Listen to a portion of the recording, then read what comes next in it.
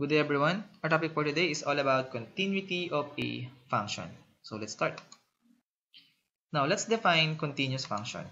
A function f of x is continuous if its graph can be drawn without lifting your pencil. Kung drawing ka ng graph at hindi mo iaangat yung pen mo, automatic yun ay continuous. Visually, this means that the function is continuous if the graph has no jumps, gaps, or holes. In other words, yung madaling intindihin, a curve is continuous if it has no breaks, holes, or asymptotes. And mathematically, a function is continuous at point C if masasatisfy niya yung tatlong condition. So una, f of c is defined. Ibig sabihin merong value yung f of c pag in-evaluate natin. Pangalawa, yung limit ng f of x as x approaching to c must exist or may value. Yung pangatlo, the limit of f of x as x approaching to c is equal to f of c. Or simply, yung 1 and 2 mo is equal. Pag nasatisfy yung tatlo na yan, ibig sabihin, yung ating function is continuous at that point C. Okay, tingnan natin mabuti. Let's have some example. Let's have a function like this. Ito yung ating point C.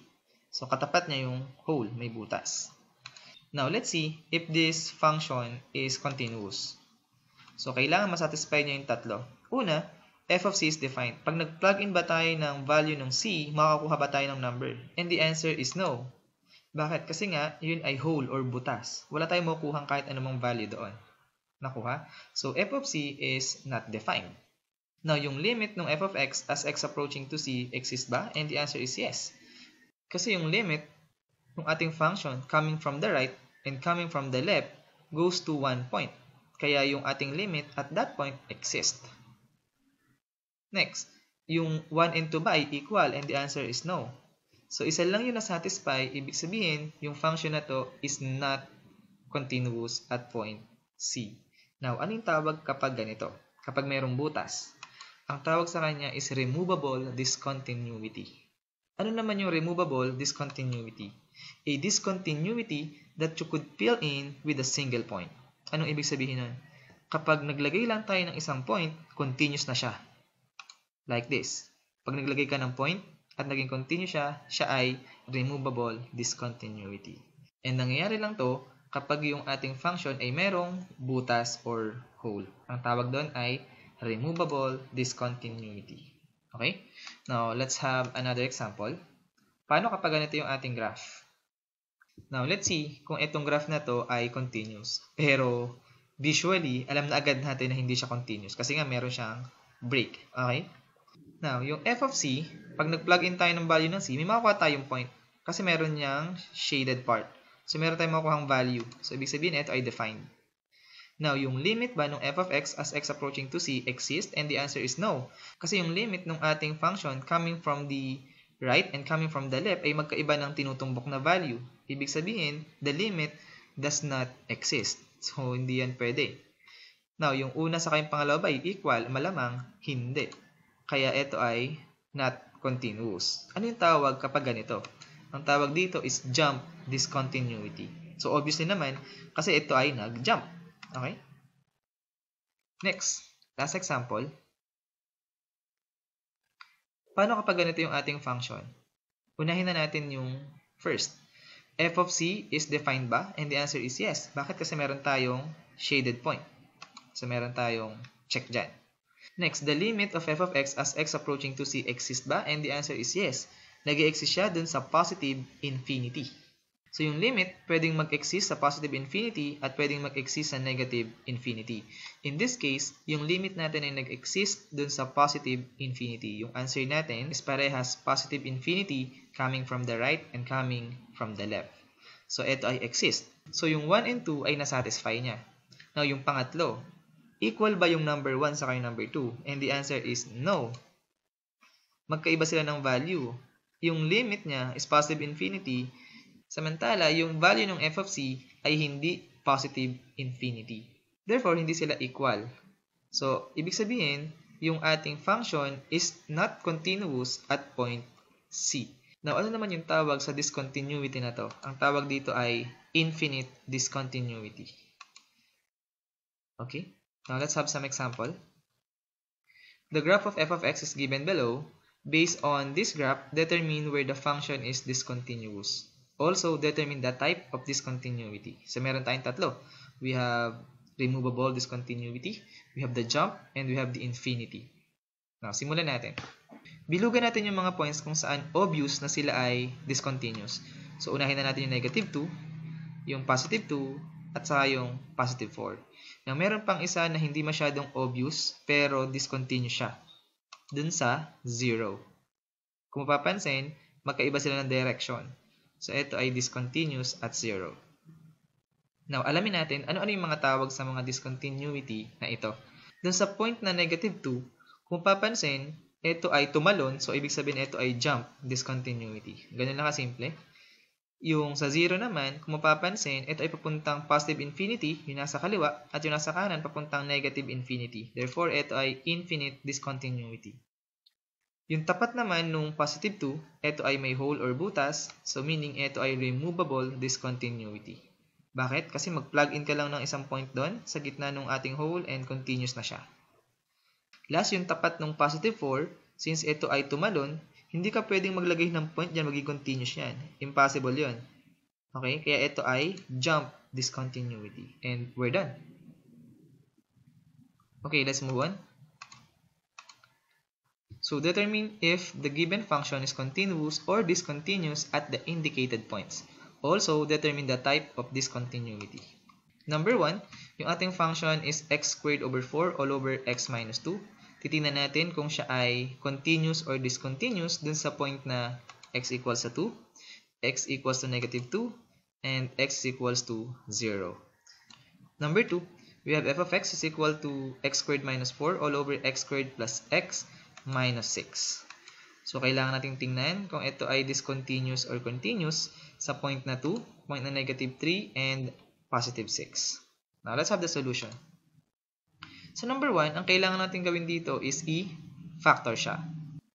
Yung x squared minus 4 kasi can be factored as x minus 2 multiplied by x plus 2. Ito ay difference of 2 squares. Now, recall na bawal tayong mag-0 sa denominator. Nakuha? Ano ba yung magpapa-0 sa denominator natin? Magpapa-0 dyan ay 2. Kasi 2 minus 2 is equal to 0. Anong ibig sabihin nun? X equals 2, siya ay discontinuous. Kasi bawal maging 0 in denominator. Tandaan natin yan. In other words, yung dalawang natitira, continuous siya parehas doon. Nakuha? Now, recall the concept of whole and asymptote.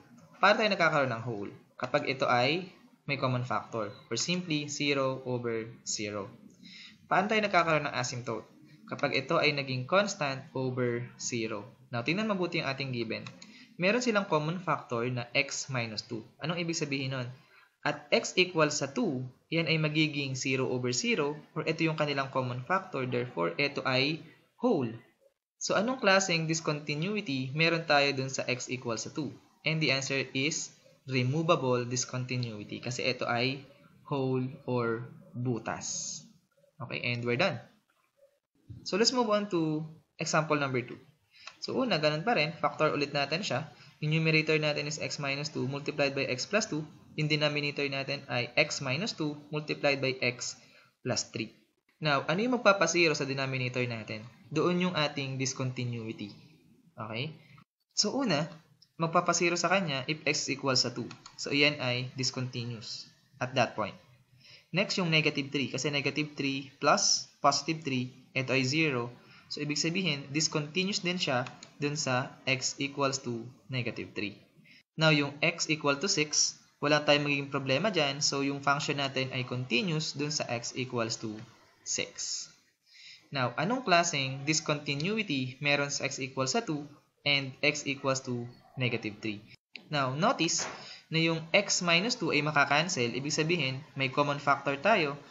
And it follows na iyon ay merong butas or hole.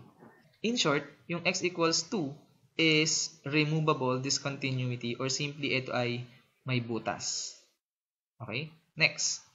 How about x equals to negative 3?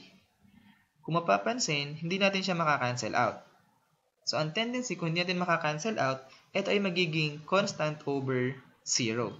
Now, since ito ay asymptote papuntang positive and negative infinity, ang tawag natin doon is infinite discontinuity. And we're done. Now let's move on. We have the next.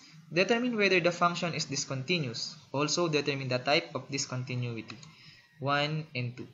Now let's have the solution for number 1. So una, kailangan nating alamin saan ba magzi-zero yung ating denominator. So syempre, kailangan natin siyang i-factor.